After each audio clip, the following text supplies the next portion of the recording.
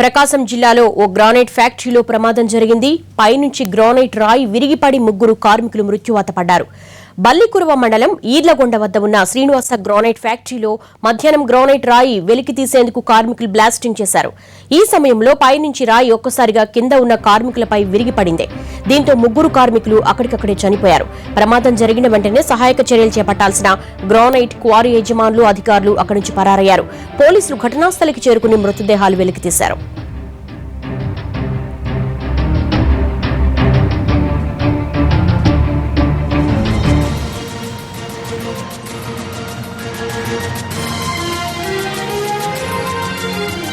ప్రకాశం జిల్లాలోని గ్రానైట్ ఫ్యాక్టరీలో ప్రమాదంపై పూర్తి సమాచారం మా ప్రతినిధి వెంకట్ నడి తెలుసుకుందాం. వెంకట్, గ్రానైట్ ఫ్యాక్టరీలో ప్రమాదానికి కారణం ఏంటి?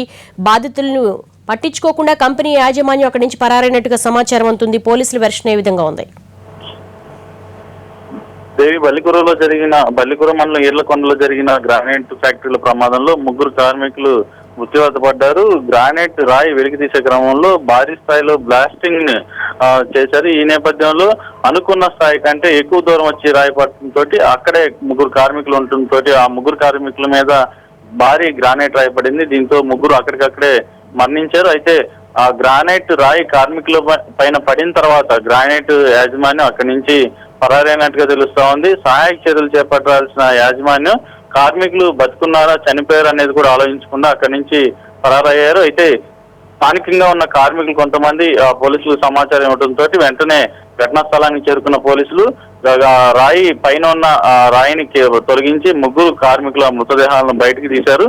మృతుల్లో ఫలని, చెన్నై, రామ్మూర్తి, కందుకూరు వీళ్ళిద్దరిని కూడా గుర్తించారు. మరో కార్మికుని గుర్తించాల్సింది.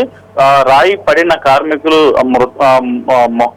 ముఖము కూడా పూర్తిగా చిత్రమైన పరిస్థితి కనిపిస్తా ఉంది. అయితే అక్కడి నుంచి ఘటనా స్థలాన్ని నుంచి పరారైన యాజమాన్యం కోసం కూడా ప్రస్తుతం పోలీసులు గాలింపు చర్యలు చేపట్టారు. ప్రమాదానికి కారణం ఏంటిది, భారీ స్థాయిలో బ్లాస్టింగ్ ఉపయోగించడం వలన లేదంటే కార్మికులు అదేవిధంగా యాజమాన్యం నిర్లక్ష్యం ఉన్నదా అనే కోణంలో ప్రస్తుతం పోలీసులు విచారణ జరుపుతున్నారు. దేవి, అంటే వెంకట, అది బాంబ్ బ్లాస్టింగ్ అని తెలుసు, గ్రానైట్ ఫ్యాక్టరీ అని తెలుసు, ఎటువంటి నామ్స్ పాటించట్లేదా ఫ్యాక్టరీ యాజమాన్యం?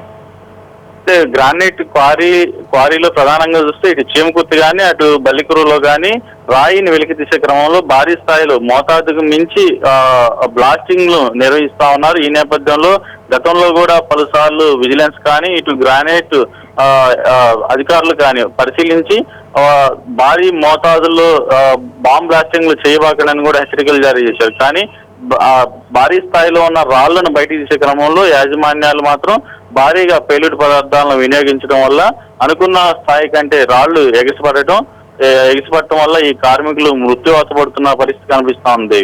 అంటే ఇటు చీమకుర్తి గానీ బల్లికురవ ఫ్యాక్టరీస్ సంబంధించి చాలా కంప్లైంట్స్ ఉన్నాయి. చుట్టుపక్కల ఉన్న జనావాసాల నుంచి కూడా చాలా పెద్ద ఎత్తున ఫిర్యాదులు అందాయి. కానీ ఎటువంటి చర్యలు తీసుకోవడానికి కారణం ఏంటి?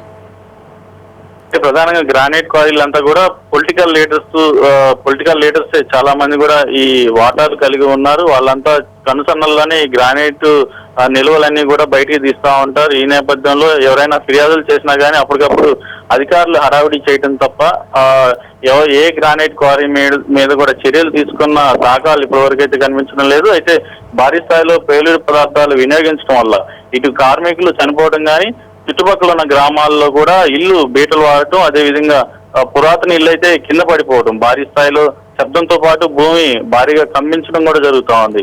మరోవైపు ఇటు చీమకుర్తి, బల్లికురు గ్రానైట్స్ వల్ల ఈ ఒంగోలు పరిసర ప్రాంతాల్లో కూడా నిత్యం భూ ప్రకంపనలు కూడా జరుగుతూ ఉన్నాయి. వీటన్నిటి మీద కూడా అధికారులు ఎప్పటికప్పుడు స్థానికులు వీటి మీద ఫిర్యాదులు చేస్తున్నా గానీ కనీసం పట్టించుకున్న పాపాన పోయిన పరిస్థితి కనబడుతులేదు. దేవి, రైట్ వెంకట్రావు, థ్యాంక్ యూ.